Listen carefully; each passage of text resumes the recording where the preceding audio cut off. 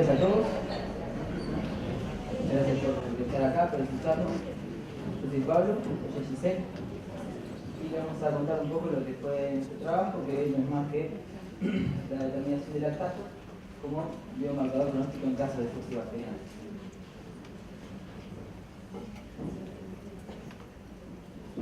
Primero que nada, unos comentarios de lo que es la sepsis en la actualidad.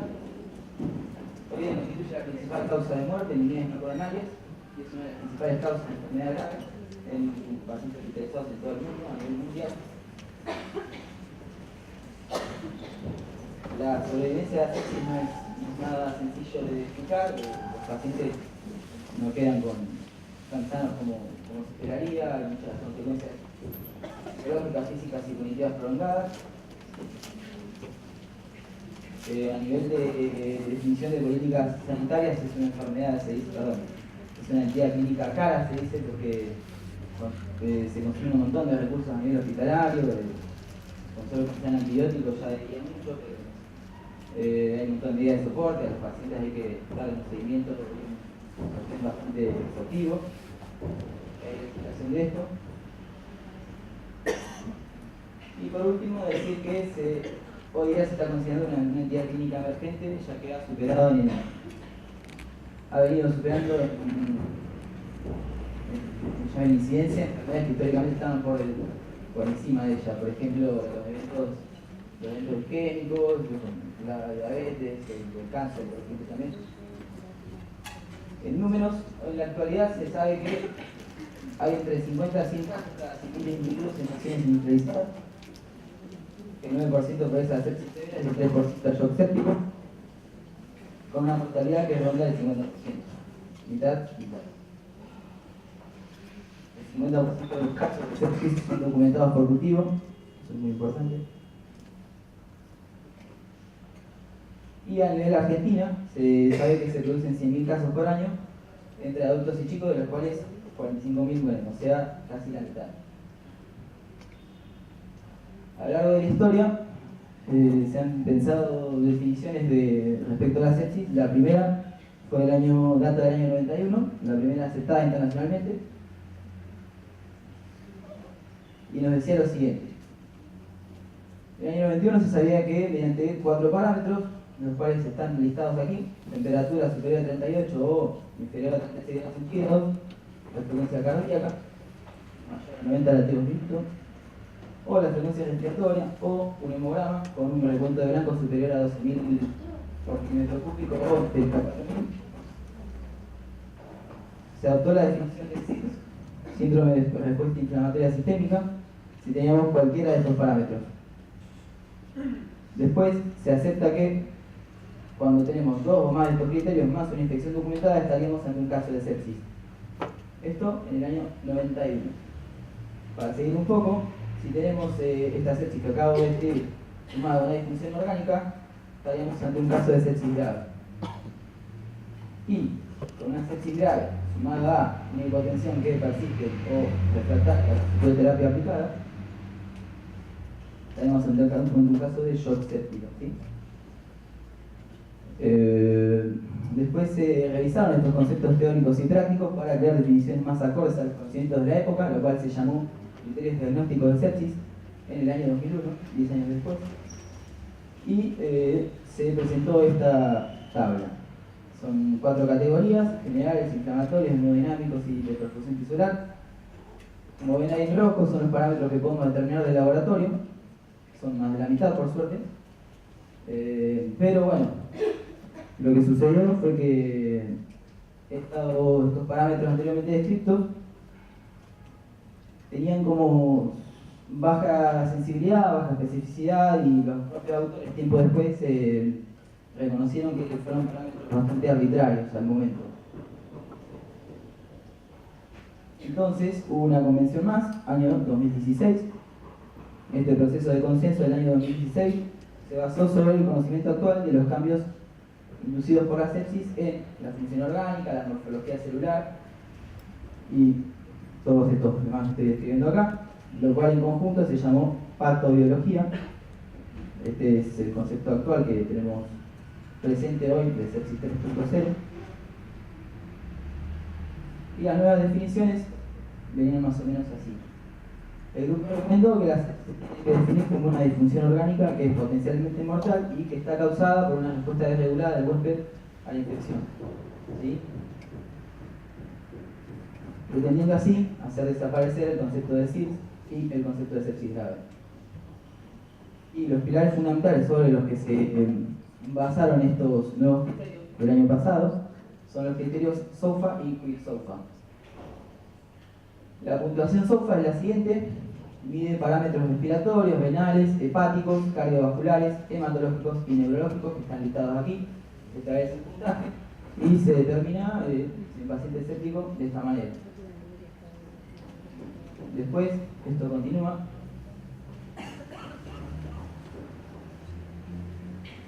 Los criterios Quick-SOFA, los cuales se consideran hoy día un indicador de cabecera que puede identificar a los pacientes con sospecha de infección. O sea, acá tenemos una alteración del nivel de conciencia de acuerdo a la escala de Glasgow, una tensión arterial sistólica menor o igual a 100 milímetros de mercurio y una frecuencia respiratoria superior a las 22 respiraciones por minuto. En caso de tener, lo que se postula es que en caso de tener todos estos criterios o más una infección documentada, estaremos ante un caso de sepsis de acuerdo a los criterios Quick-SOFA. Sin embargo, lo que se intentó promover desde este nuevo criterio, el famoso Quick-SOFA, es el hecho de que podríamos sospechar tranquilamente cuando tenemos uno de estos tres presentes y enfocar directamente el diagnóstico. Esto trasladado a la práctica sería como decir, tenemos un paciente en la unidad de shock, que ahora lo vamos a ver, en la unidad de shock y tenemos presente uno de estos criterios, podríamos llevarlo directamente a la UTI para que se le hagan análisis más exhaustivos y más finos para no olvidar. Y por último, los nuevos criterios para diagnóstico diagnosticos a la actualidad son los siguientes. Primero que nada, una hipotensión refractaria a la fluidoterapia, ya lo he mencionado, la necesidad de drogas vasopresoras para tener una PA superior a las 65 mililitros de mercurio y láctico, lactato, cuando está por encima de los 2 milimoles litros. Unos comentarios sobre lo que es el rol del endotelio en la sepsis, que también tiene que ver con la definición que se ha adoptado para el año 2016. Acá tenemos listados cómo sería un endotelio normal, todas las funciones que cumple, para la cual nos mantiene dentro de una homeostasis. Ahora, cuando tenemos una sepsis, vemos cómo todos los efectos de un endotelio activado, que son procoagulante, proadhesivo leucocitario, vasoconstrictor y un desequilibrio pro y antiinflamatorio, sostenido en el tiempo, hacia esta sepsis, nos va a causar todo el daño orgánico que es el responsable de cómo queda un paciente después de una sepsis, si es que queda. En nuestro laboratorio tenemos marcadores bastante específicos, bastante sensibles, con una especificidad variable y que su uso es reconocidamente para casos para diagnosticar infecciones o para apuntar, mejor dicho. Primero que nada, la PCR ultrasensible, que es un marcador que está asociado a procesos inflamatorios, lo que tiene que es poco específico. Después nosotros tenemos la posibilidad de hacer la procalcitonina y el lactato. Unos comentarios sobre lo que es la procalcitonina. Es una molécula que por primera vez fue descrita en el suero de pacientes con sepsis. Normalmente se sintetiza en la glándula C, en la célula C de la glándula tiroides, pero en infecciones se ha descrito que se sintetiza en otras células, por ejemplo en el parénquima pulmonar. Y que su aumento se debe a la liberación leucocitaria de mediadores inflamatorios como las dos interleuquinas, la 1 y la 6. Esta es la descripción esquemática de la molécula. La parte esa es la que nos interesa a nosotros. Acá vemos la parte amarilla, sería la hormona, la calcitonina. Cuestiones cinéticas, es un marcador temprano, se puede detectar a partir de las 2 horas en suero y tiene una vida media bastante interesante de entre 22 y 35 horas.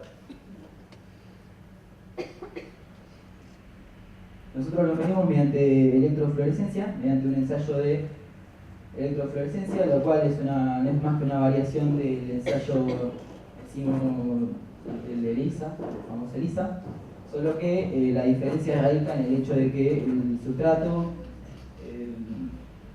usa, en vez de usar la fluorescencia, digamos, el contacto entre enzima, sustrato y enzima genera un producto fluorescente, el cual nos devuelve una concentración, y es lo que nosotros medimos. Se mide en nanogramos por mililitro. La muestra a utilizar es plasma heparizado suero, da igual. El volumen no es más ni menos que 200 microlitros de suero, y el tiempo de resultado es de 20 minutos. El rango de medida es de 0,05, bastante casi detectable, hasta 200 nanogramos por mililitro. Y la principal utilidad que damos nosotros en nuestro laboratorio es, primero que nada, evaluar la respuesta antibiótica si viene siendo la adecuada, y para caracterizar pacientes con sepsis severa. Ahí menciono la sepsis severa, si bien es un término que está pretendiendo dejarse de lado, todavía vamos camino a eso, digamos. Ahí lo que redondeo son los valores en los cuales nosotros empezamos nos tiene que llamar la atención, porque también hay subidas hay aumentos que son fisiológicos, y también representa algunos aumentos en infecciones virales y parasitarias. Entonces, como bien dije, ya la PCR, la procalcitonina, y ahora nos toca el lactato del carcinoma cardiovascular.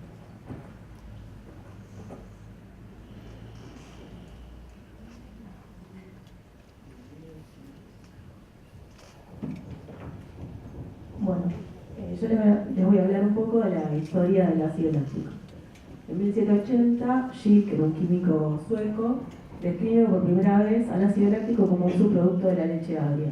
En 1808, Berzelius, también un sueco, encuentra ácido láctico en fluidos extraídos de la carne. En 1840, Liebig, quien fue el primero que estableció la Escuela Química Mundial en Gießen, Alemania, logró que el ácido láctico siempre estaba presente en tejido muscular y en organismos muertos. En 1850 aproximadamente, otro alemán, Schiller, demostró la aparición de ácido láctico en sangre humana bajo condiciones patológicas después de la muerte. Hizo un estudio en el cual 7 mujeres jóvenes que habían muerto por fiebre posparto, él vio que 2 de ellas tenían sepsis y esas 2 tenían el láctico elevado. O sea, durante los primeros 70 años que se descubrió el ácido láctico, se asociaba a con cuestiones de tejido muscular muerto. En 1858, Falvaresni fue el primero en demostrar que el ácido láctico estaba presente en pacientes vivos, pero pacientes vivos con patologías. Él en las patologías que lo describió fue la leucemia y la septicemia. En 1878, Salomón también describió que había ácido láctico en pacientes con otro tipo de patologías como la anemia perniciosa, falla cardíaco-congestiva, EPOC, pleuritis, pericarditis, neumonía y algunos tumores sólidos malignos. En 1890, Araki y Silesen fueron los primeros en encontrar que si interrumpían el suministro de oxígeno en el músculo de mamíferos y de pájaros, ahí sí se formaba ácido láctico y aumentaba su concentración. Ellos fueron los primeros en asociar a la hipoxia con el aumento del ácido láctico. En 1907, casi 120 años después de su primera descripción, Fletcher y Hodgkin describen a la formación del ácido láctico como el producto del metabolismo de los carbohidratos en condiciones anaerobias en el músculo esquelético, y que vieron que las mismas disminuían cuando el oxígeno se encontraba disponible nuevamente. El ácido láctico es una molécula que ya bien conocemos, y en el cuerpo humano, el pH fisiológico de 735 está en su forma disociada, o sea, como el lactato. El pKa del ácido láctico es de 3,86. El lactato, como mencioné anteriormente, es el producto de la glicólisis anaerobia, donde el piruvato no ingresa al ciclo de Krebs, cuestión que sí ocurre en aerobiosis. Entonces, el piruvato pasa a convertirse en ácido láctico por la lactato deshidrogenasa, que esta misma, bajo el estímulo del factor inducible por hipoxia, es estimulada, y a su vez este mismo factor, el HIF1, inhibe la piruvato deshidrogenasa. Todo este proceso es importante porque en la anaerobiosis igualmente se producen 2 moléculas de ATP. Entonces es importante mantenerlo. Durante la gluconeogénesis, en el hígado, es el lactato formado en el músculo puede ser revertido a piruvato para después convertirse en glucosa, lo que sería el ciclo de Cori. Bueno, entonces vamos a ver cómo se forma el lactato, el metabolismo del lactato. Cuando la glucosa entra a la célula, después de 10 reacciones sucesivas de glucólisis, se forman 2 moléculas de piruvato. El piruvato puede tener 3 tipos de destinos diferentes. Puede llevar en condiciones hipóxicas o anaeróbicas a la formación de etanol y dióxido. Eso es en el caso de la fermentación alcohólica que ocurre en levaduras, lo cual no vamos a hablar porque no es de nuestro interés, pero sí en lo que ocurre en bacterias y en nosotros, en los mamíferos. El piruvato puede llegar a tener 2 destinos dependiendo de si está en condiciones aeróbicas o en condiciones anaeróbicas. En condiciones aeróbicas, lo que ocurre en la glicólisis es que cuando se forma el piruvato va a ser atacado por el complejo de la piruvato deshidrogenasa. La piruvato deshidrogenasa es una enzima que está compuesta por múltiples copias de 3 enzimas y que a la vez necesita de 5 cofactores para funcionar. El cofactor A, el NAD, que es un nucleótido oxidado, el TPP, el lipoato y el ATO. Bueno, la enzima lo que va a hacer es decarboxilar el piruvato, formar un dióxido y formar acetil-CoA, además de formar el nucleótido reducido que es NADH. Una vez que se forma el acetil-CoA va a entrar en el ciclo de ácido cítrico o el ciclo de Krebs, que lo que va a terminar produciendo son electrones y los nucleótidos reducidos. O sea, estos nucleótidos toman los electrones que se van liberando en el ciclo de ácido cítrico. Entonces ellos van a ser los dadores de electrones para la cadena respiratoria. Una vez en la mitocondria, estos nucleótidos van a ceder sus electrones, los cuales van a ser captados por el oxígeno. Todo esto es si hay oxígeno presente, o sea, anaerobiosis. En la cadena respiratoria, cuando se produce la transferencia de electrones, se terminan produciendo alrededor de 38 moléculas de ATP por cada glucosa, y además el oxígeno termina produciendo agua. ¿Qué pasa cuando estamos en condiciones anaeróbicas? En condiciones anaeróbicas no disponemos de oxígeno, por lo cual no se produce la transferencia de electrones de la cadena respiratoria, con lo cual se empiezan a acumular los nucleótidos reducidos, porque no tienen a quién ceder los electrones. Entonces, si se acuerdan, la enzima, la piruvato deshidrogenasa, tenía como cofactor el nucleótido oxidado. Entonces, como el nucleótido reducido no pudo usar los electrones, no se produjo la forma oxidada, la enzima empieza a dejar de funcionar. Entonces se empieza a acumular el piruvato. Ese piruvato acumulado va a ser transformado a lactato, porque el metabolismo se vierte hacia la producción de lactato, ya que empieza a actuar la lactato deshidrogenasa. Cuando empieza a actuar la lactato deshidrogenasa, se forma el nucleótido oxidado, que eso va a terminar favoreciendo la primera parte del ciclo, porque en la aerobiosis, o sea, en el ciclo de Krebs, el ácido cítrico, se producen 2 ATP, entonces sirve de algo tener aunque sea algo de energía, por eso se sigue manteniendo el ciclo. Pero finalmente nos queda como producto la formación del lactato. El lactato en sangre nos sirve para monitorear el metabolismo anaerobio. El lactato arterial normal se cree que es de 0,62 milimol por litro aproximadamente, y el venoso es de 0,99. En general se acepta que el venoso es un poco mayor que el arterial, pero como los rangos son muy altos, en general se correlacionan bien. Entonces el rango plasmático normal varía de 0,3 a 1,3 milimol por litro, pero en general valores menores a 2 milimol por litro es lo que se considera que fisiológicamente es normal. Normalmente es sintetizado por eritrocitos, hepatocitos, músculo esquelético, cerebro, intestino y piel, pero en condiciones patológicas puede ser sintetizado por otros tejidos, especialmente la sepsis severa, donde toma importancia como valor pronóstico. Su eliminación es el 60% hepática, la gluconeogénesis, y también por oxidación al dióxido y agua, y renal en un 5 al 30% por conversión al piruvato. Después En el corazón y en el músculo esquelético, que son también tejidos ricos en mitocondrias, como pasa en la parte renal, tienen el mismo mecanismo de eliminación. Ahí también se pueden ser depurados. ¿Cómo medimos nosotros el lactato en el laboratorio? Bueno, hay dos métodos. Tenemos el método enzimático fotométrico, que es el método gold estándar de los equipos grandes, y el otro método es el de los biosensores, o sea, el de los equipos de base, los equipos point of care, que yo creo que es lo que más se utiliza en todos los hospitales. Pero bueno, el método enzimático fotométrico utiliza la enzima lactato oxidasa adosada a otra enzima que es la peroxidasa y un cromógeno. Se pueden utilizar como muestras plasma y líquido cefalorraquídeo también. Lo importante del plasma es separarlo rápidamente del paquete globular para que las células sanguíneas no hagan glucólisis y aumente el lactato, entonces puede interferir con la medida. O también se puede utilizar como anticoagulante de fluoruro, que también inhibe la glucólisis. Después otros anticoagulantes como la heparina o el oxalato no interfieren. El lactato en plasma es estable 8 horas a 15-25 grados centígrados o 14 días a 2 u 8 grados centígrados. O en el caso de los biosensores, los equipos de gases, que es aceptable su uso en clínica, la metodología que utilizan son celdillas electroquímicas con tecnología amperométrica.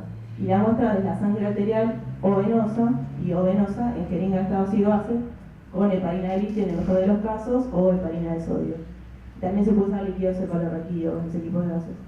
Pero lo importante es que se mida antes de los 15 minutos o tratar de preservarlo en frío, por estas cuestiones de evitar la glucólisis de las células sanguíneas. En general existe una buena correlación entre los valores obtenidos de sangre, de lactato en sangre arterial y venosa, central o periférica, excepto en injuria pulmonar severa, donde hay un problema en cuanto al intercambio, entonces ya no va a ser muy buena la correlación. Pero en general, o sea, si el láctico está elevado, en el venoso uno lo ve, aunque sea un poquito mayor al arterial. Pero igualmente tiene buena correlación, está alrededor del 1 en la correlación, así que se puede manejar. Bueno, después, acá lo importante es porque siempre sacar venoso es más fácil que sacar arterial. Entonces, para hacer estas cuestiones de seguimiento, es importante tener otra alternativa. Igualmente, bueno, el torniquete o lazo pueden elevar parcialmente los niveles de lactato. Bueno, nosotros, la hiperlactatemia en el paciente crítico, que es nosotros lo que vamos a hablar, pero para definir hiperlactatemia nos vamos a guiar por el último consenso en el 2016, que dijeron que el lactato mayor a 2 milimol por litro sería como lo que sería hiperlactatemia, digamos. Y eso es lo que es un marcador de mal pronóstico. Que bueno, nosotros tenemos otras unidades, así que para nosotros sería 18 miligramos de decilitro. Entonces, Cohen y Woods en 1976 definieron dos tipos de hiperlactatemia, ya sea porque hay evidencia clínica de hipoxia tisular o puede no haber hipoxia tisular, pero igualmente estar elevado el lactato.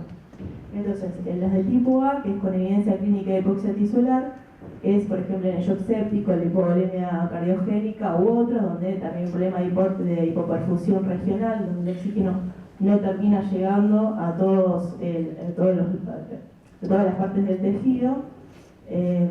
También por intoxicación con monóxido, cianuro, hierro, en el ejercicio intenso, convulsiones y asma. Y en los casos de tipo B, donde no hay evidencia clínica de hipoxia tisular, por ejemplo la diabetes, en los tumores, el feocromocitoma, toxinas y drogas, o errores innatos del metabolismo, hipoglucemia, falla renal y hepática. En estos casos, lo que se produce es un aumento del flujo glucolítico y también hay una disfunción enzimática, entonces se termina acumulando el piruvato y ese piruvato tiene que ir para algún lado, entonces va para la formación del lactato, al margen de que haya oxígeno o no. O también puede ser un problema en la depuración del lactato, con lo cual se va a terminar acumulando, como es en el caso de la falla renal y o hepática. Pero bueno, en la sepsis es como que ocurre de todo un poco, entonces no se puede hacer una distinción entre si el lactato aumenta porque hay hipoxia o porque hay flujo glucolítico, porque puede ser las dos, puede ser una, puede ser la otra o pueden ser las dos juntas. Entonces, por eso no se puede hacer una distinción en los casos de los pacientes con sepsis. Hay varios mecanismos que explican esto. Bueno, por un lado, que como hay una falla multiorgánica, falla la depuración por parte del hígado y los riñones. También, como hay problemas enzimáticos, hay un déficit en el piruvato de deshidrogenasa, lo cual no dificultaría la utilización del piruvato en el ciclo de Krebs. Aparte, en la sepsis se asocia con estrés. Entonces el estrés libera adrenalina, glucocorticoides, etcétera, que promueven la glucólisis, y eso lleva a un aumento del flujo glucolítico y la producción de lactato. De hecho, la mayoría de los pacientes internados en la UTI tienen la glucosa elevada. Eso es un signo de estrés. Eso también lleva al aumento del láctico. Muchos estudios muestran que la hiperlactatemia inicial o persistente se asocia con resultados adversos, pero no hay ningún punto de corte evidente. Eso tiene que ver con que el láctico es muy variable y es muy difícil establecer un límite, o decir un punto de corte, bueno, acá, acá, por estas cuestiones del venoso, del arterial, o si el paciente está expandido o no, si el paciente tiene falla hepática, falla renal, como de pura. Pero igualmente es un buen marcador, ¿no? Ya vamos a ver. Bueno, entonces en la sepsis lo que ocurre, porque hay hiperlactatemia, porque no se puede satisfacer la demanda de oxígeno en los tejidos debido al proceso inflamatorio. Como bien dijo mi compañero en el último consenso, se habla de que la sepsis, que en la sepsis hay un rol fundamental del endotelio, y eso tiene que ver con la respuesta del endotelio en la inflamación, que eso influye en la oxigenación de los tejidos. También hay disfunción mitocondrial, además de las citoquinas inflamatorias y las catecolaminas, que estimulan la recaptación de glucosa y llevan a la sobreactividad de la bomba de sodio y potasio, aumentando la producción de piruvato. Entonces el piruvato se desvía al lactato, ya sea por una verdadera hipoxia tisular o porque hay un aumento del flujo glucolítico. En los casos de sepsis y shock séptico con lactato normal, tiene mejor pronóstico. Bueno, vamos a ver cuál es su utilidad como pronóstico. ¿Qué estudios se fueron haciendo para que el lactato empiece a tomar importancia, de modo tal que en las últimas guías de práctica, en las últimas guías de manejo clínico de la sepsis, se lo incluye como meta de reanimación?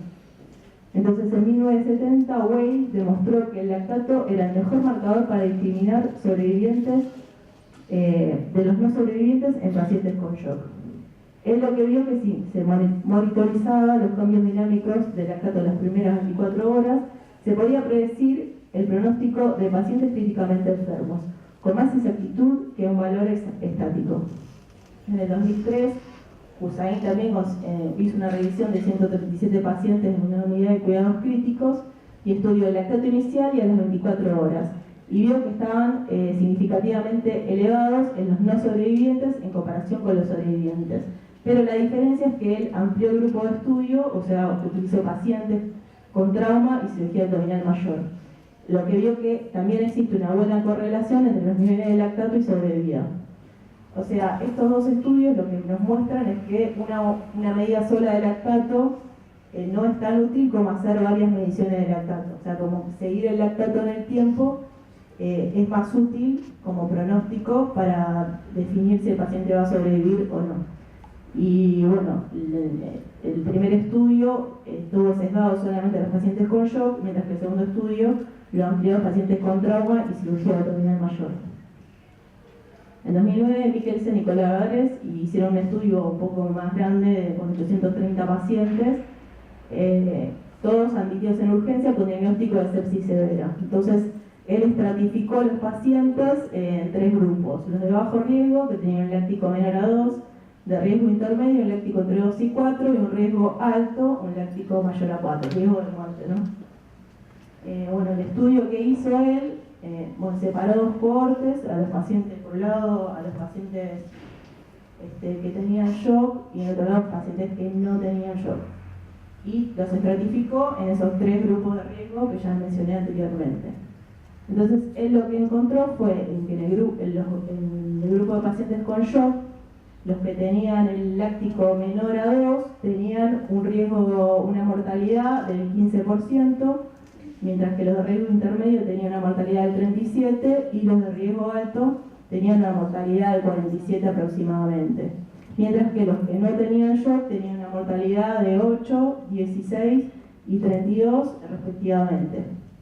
Entonces lo que él dijo fue que estos datos, los ajustó a variable de confusión de Apache-2 y vio que el lactato sérico elevado al inicio se asociaba a mortalidad de manera independiente a la aparición de disfunción orgánica múltiple. O sea, lo que quiso decir es que la mortalidad estaba más aumentada, o era más útil usar el láctico para predecir mortalidad en pacientes con shock que pacientes sin shock. Y que ese láctico estaba más relacionado justamente a la sepsis más que a la aparición de la falla orgánica múltiple.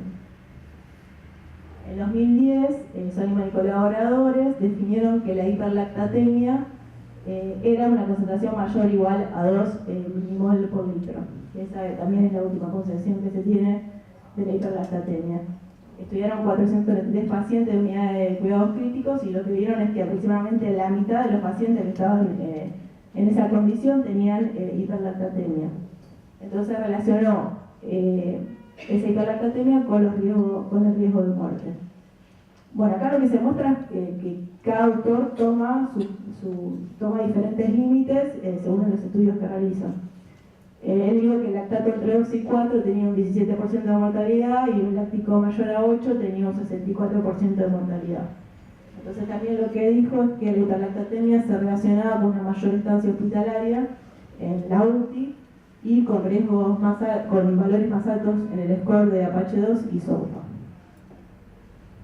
En el 2004 River y Guyen demostraron, hicieron lo que vieron ellos era justamente siguiendo este paradigma de que es mejor hacer un seguimiento del lactato y con esta cosa de que nadie se ponía de acuerdo en qué punto de corte utilizar para el lactato. Entonces ellos lo que hicieron fue que la depuración del lactato mayor al 10% en las primeras 6 horas, esto significa hacer una determinación del lactato, a las 6 horas hacer otra determinación, y si el lactato había disminuido en un porcentaje mayor al 10%, esa era la mejor combinación en cuanto a especificidad y sensibilidad para predecir supervivencia. Pero también eso solo no lo podían usar, o sea que lo tenían que asociar a otros parámetros predictores de mortalidad.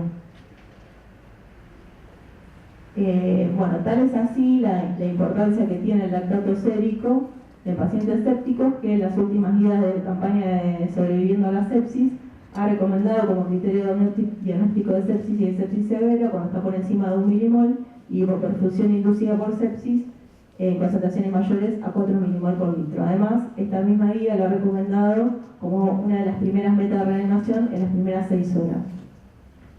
Que esto es lo que venía diciendo, que últimamente ha tomado mucha importancia el lactato, de modo que ya se lo incluye en las guías de manejo clínico.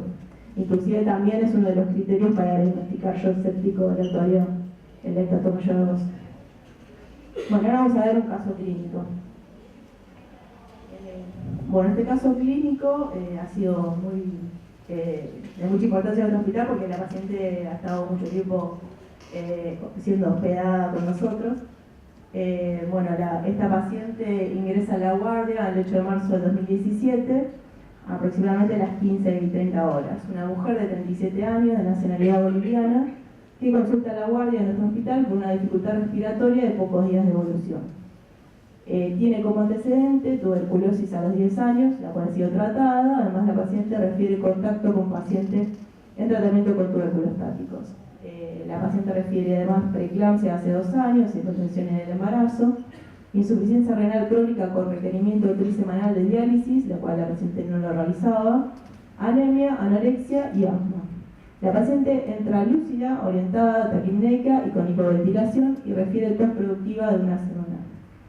El laboratorio de ingreso nos muestra que tiene 17.900 blancos, una infección. La hemoglobina y el hematocritro coinciden con su perfil anémico, que probablemente sea por insuficiencia renal crónica que viene llevando. De hecho, la urea y la CREA nos muestran que tiene un problema renal. Y el primer estado ácido básico que nos llega tiene una acidosis marcada y tiene un láctico de 45. Igualmente es probable que sea venoso esos valores que están en sangre. Pero bueno, la conducta que se toma es que se ingresa a la paciente al shock room con ventilación no invasiva, se le piden nuevamente gases y radiografía de tórax. El segundo estado ácido-base, que viene un ratito después, acá sí es arterial y se ve que igualmente el láctico tenía 36. O sea, la paciente estaba en una acidosis metabólica y respiratoria, pero acá se ve que si bien hay una diferencia entre lo que es el venoso y el arterial, igualmente si el venoso está alto, el arterial está alto. Entonces, bueno, como nosotros definimos que el lactato pronóstico es mayor a 18, en estos casos estaría elevado, y si la paciente seguiría con el láctico elevado, sería mal pronóstico. Bueno, se llegan los resultados de la radiografía del tórax, la paciente tiene un derrame pleural bilateral, una neumonía bilateral. Entonces el diagnóstico presuntivo es insuficiencia respiratoria por neumonía aguda grave. La conducta, la paciente queda en observación, se inicia tratamiento con antibiótico empírico, sonda vesical y traqueotomía. Como la paciente no mejora y requiere asistencia respiratoria mecánica, a las 10 horas, o sea, a las 22 horas, ingresa a la UTI. Este es el gas a las 10:30, que también es arterial, tenía un pH de 7,07, o sea, no estaba nada bien, y tenía un láctico de 42, o sea, seguía con el láctico alto. Esto es a las 10:30 de la noche. A la 1:30 de la mañana ya el pH mejoró un poquito y el láctico bajó.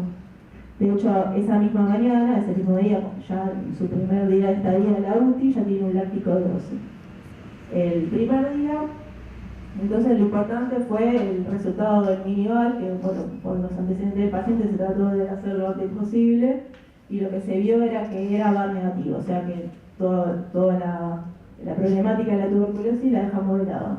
Y empezamos a pensar en una neumonía de origen por gérmenes comunes. Bueno, sigue teniendo el laboratorio ese día, en su primer día de la UTI, sigue teniendo la infección, el cuadro anémico. Ese día justo no nos funcionaba el equipo, por lo cual no tenemos la procalcitonina, pero bueno, la PCR nos dice que tiene una infección, o sea, las transaminasas están elevadas, con lo cual ya tenía un toque hepático. Sigue con su problema renal, además tiene una coagulopatía, la penasa también está alta, y bueno, las proteínas y la albúmina están bajas, eso corresponde a la anorexia con la que refería la paciente que traía. El diagnóstico que le hacen en la UTI es edema agudo de pulmón, hipertensión arterial, neumonía aguda de la comunidad, insuficiencia renal crónica reagudizada, falla orgánica múltiple, disfunción renal, hepática, coagulopatía y anemia. Tiene un gas, sigue con la acidosis, pero tiene un láctico de 11, o sea, no pico todavía el láctico. La paciente está en muy mal estado general y evoluciona a shock séptico foco-pulmonar, con lo cual requiere diálisis, transfusión y además se le suma otro antibiótico, en este caso la vancomicina. O sea, el primer día ya la paciente refiere su primer shock séptico. El día 2, ahí ya no funcionaba el equipo de la procalcitonina, tenía una proca de 8, casi 9, seguía con los leucosaltos, y el día 4, si bien seguía con los leucosaltos, la proca bajaba. Entonces, evidentemente, el tratamiento antibiótico estaba funcionando, lo que le estaban pasando. Entonces, en los sucesivos días, la paciente responde favorablemente a los tratamientos de antibiótico y diálisis, presenta una mejoría hepática, baja las transaminasas, aumenta el TP, baja la proca y finalmente logra la estabilidad hemodinámica de punto tal que se logra extubarla. Pero los leucos siguen altos. Entonces, en el día 12, bueno, la paciente empieza a mejorar, llegan los resultados de cultivo de RKPC positivo, con lo cual suspenden la banco y el gas, si bien el pH está bien, tiene un láctico de 18 y tiene 27.000 blancos, con lo cual empiezan a sospechar que está siendo infectada por otra cosa. El cuadro empeora, la paciente tiene un pronóstico reservado y empiezan, bueno, justamente a pensar que la otra infección viene del catéter central.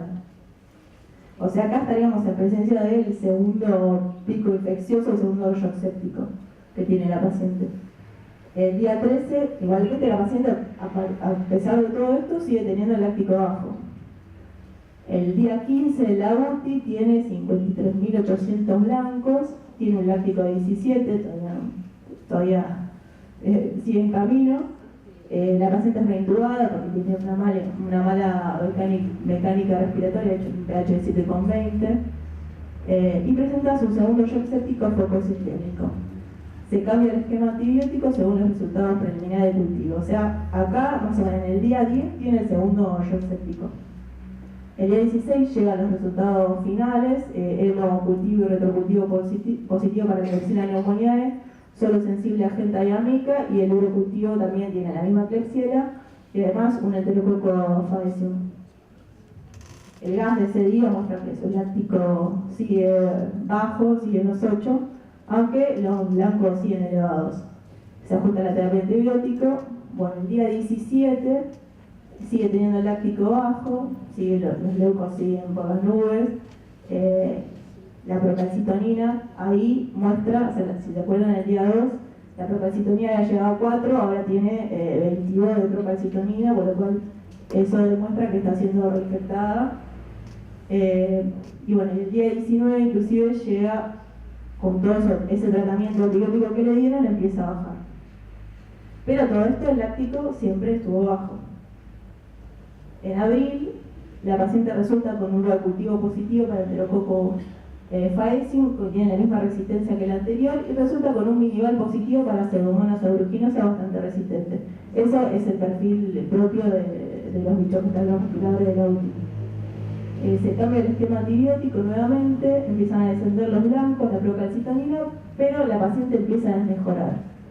El día 37, la paciente ya tiene un láctico de 30 a la mañana, tiene 12.300 blancos y 20.000 plaquetas, pero la paciente está en muy mal estado, probablemente esos leucos bajos y plaquetas bajas tienen que ver con que la paciente fue expandida y además requirió de noradrenalina neutrópicos, que esas serían las definiciones de shock séptico, que tenga la presión baja, que requiera de fluidoterapia y que además tenga un láctico mayor a 18.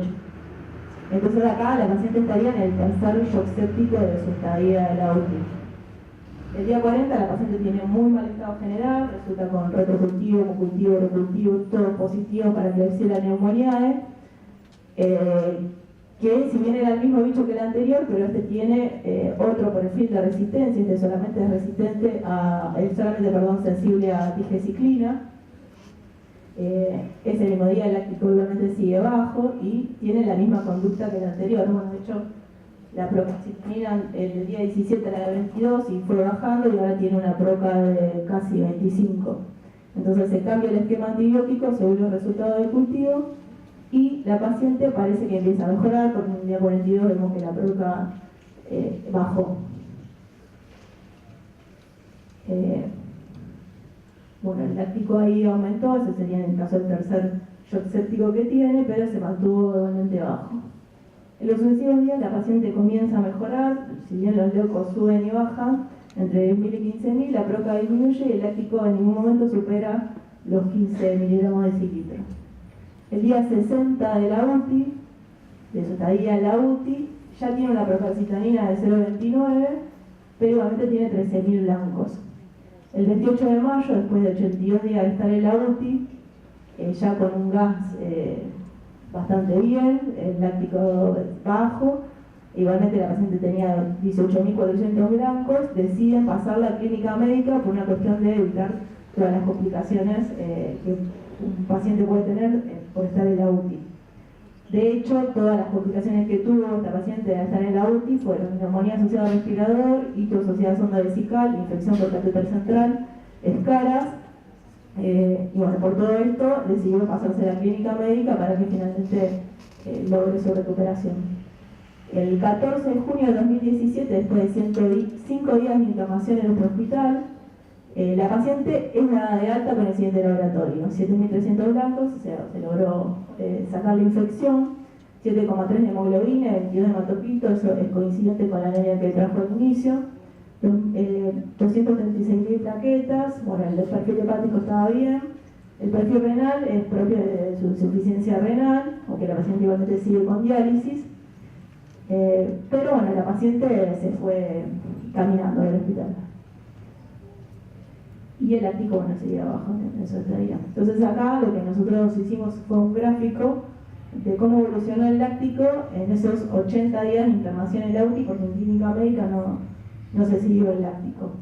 Y lo que se ve es que, bueno, la línea fucsia sería el límite de lo que sería el lactato pronóstico, o el límite que nosotros consideramos que si se supera es mal pronóstico, y lo que vemos es que esos 3 picos que tiene que superan son los 3 picos de los 3 shock sépticos que tuvo la paciente al inicio, en el día 10 aproximadamente, y en el día 37, que fueron los picos del shock séptico. Pero como la paciente logró depurar el láctico, después siempre lo mantuvo por debajo de lo que es el límite. Con lo cual, en este caso, el láctico, como no superó los 18 miligramos de cilitro, sería de buen pronóstico para que la paciente se vaya caminando a la casa. Bueno, ahora vamos con mi caso, con el programa. Esto sucedió el 3 de junio, me tocó estar de guardia ese día y le pude dar un seguimiento bastante cercano. Resulta que era una mujer de nacionalidad paraguaya de 55 años, residente en Ciudad Evita. Ingresó con antecedentes de diabetes, hipertensión arterial e insuficiencia cardíaca. Ingresó a la guardia con insuficiencia respiratoria, un EPOC realizado por neumonía aguda de la comunidad y asma casi fatal. Muy mal estado general, e ingresa al shock room con asistencia ventilatoria no invasiva. El laboratorio es el siguiente, con 18.000 leucocitos, perfil de rojo y plaquetas normal, la glucemia coincidente con la diabetes declarada que trae la paciente, la creatinina es 0,6 en realidad. Y se le hace un estado ácido base. El primero, el de ingreso en shock, que muestra estos valores, el 7,11 de pH, acidótico. Si bien la muestra parecía ser venosa, ¿qué pasa? Tenemos un lactato de 41, mal pronóstico. Una hora después se le practica otro estado ácido base, el cual coincide con la seguiría en acidosis. Esta muestra parecía ser arterial, sin embargo el lactato, sea muestra venosa o arterial, parece correlacionar. 4 de junio se le deriva de inmediato a la UTI con este diagnóstico, se la pancultiva, se requirió asistencia respiratoria mecánica, soporte vasopresor, pseudoanalgesia y bloqueo muscular. Un montón de medidas de soporte. Y se inicia la terapia antibiótica empírica. La escala de Glasgow, si bien es algo que a nosotros mucho no nos toca, pero bueno, es algo que a los médicos les sirve mucho, 3 puntos de 15, con lo cual, de acuerdo a los criterios SOFA o Quick SOFA, coincidiría con un caso de sepsis o shock séptico. La paciente, conforme avanzó el tiempo, presentó sucesivos eventos de hipoxia severa, que esta misma fue responsable de daño neurológico severo. Se le practicó una tomografía en el marginalizado, sin encefalopatía hipóxica.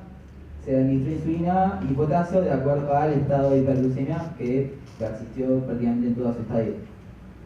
Se le realizaron 4 ecocalcemias, las cuales se ven acá, en valores que, como bien dije hoy, hay que tenerlos presentes, estarían en rojo en este caso, si bien no tan altos como la paciente de Jean, pero suficientemente altos. El 12 de junio tenemos un minival positivo para Cinetoarte Barmani. Esta es una bacteria típica de estadia en UTI, asociada, es una bacteria aeróbica estricta, para lo cual concluimos que está asociada al respirador mecánico que se le administra.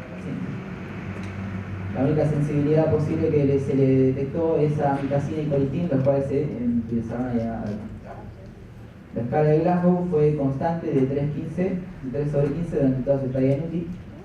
Finalmente, el 14 de junio, esta paciente, mala evolución, tiene una hipoxia refractaria y presenta paro cardíaco y fallece. ¿Qué datos tenemos? ¿Qué conclusiones sacamos? Por un lado, yo creo que esta paciente le tocó estar en el 50% de las infecciones que no son documentadas por los cultivos, porque esto, si bien pasan como 8 días desde su ingreso en UTI, coincidiría con una infección asociada a la respiración mecánica. Su lactato fue este. Como es la línea divisoria de los 18 miligramos de cilitros, solamente se cruzó para abajo una sola vez, con unos picos bastante interesantes de 63, después uno de 41. Lo importante es recalcar esto de que es un mal pronóstico, un indicador de mal pronóstico. Como se ve ahí, el punto de corte que establecimos era este y bueno, ya lo dije. Las conclusiones. Primero que nada, decir que el aumento de la concentración de lactato refleja una disfunción celular en la sepsis, en la que contribuyen varios factores. Primero que nada, una llegada insuficiente de oxígeno a los tejidos, hay una alteración de la respiración aeróbica, una aceleración de la glucosis aeróbica y una reducción de la depuración hepática y renal, que eran los mecanismos de depuración por excelencia, con los que contábamos todos. Por lo tanto, el aumento del lactato es un marcador razonable de la gravedad de la enfermedad y su aumento es pronóstico de una mayor mortalidad.